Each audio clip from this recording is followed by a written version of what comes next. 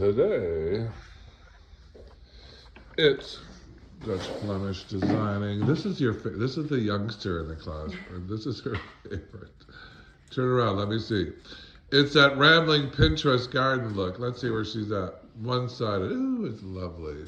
How hard is this to do? It's a little more tricky. Yeah. What I would do, it's very pretty, is kind of arch some of this back a little bit. You're here falling forward. Get some of this to relax. I call it the back 40. Just push some of it back. Relax it into the back. Here we go. How hard is this to do? Not that hard, actually. It's a lot of fun and a balance. I would do a little bit more right in this lower section. You got a little bit of a hole in right over here, maybe. Just on your lower deck. Ooh, pretty.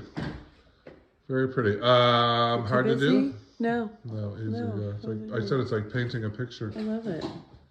I would get a little bit of greenery again, a little back farther there. back to give it more dimension. Yeah. But other than that,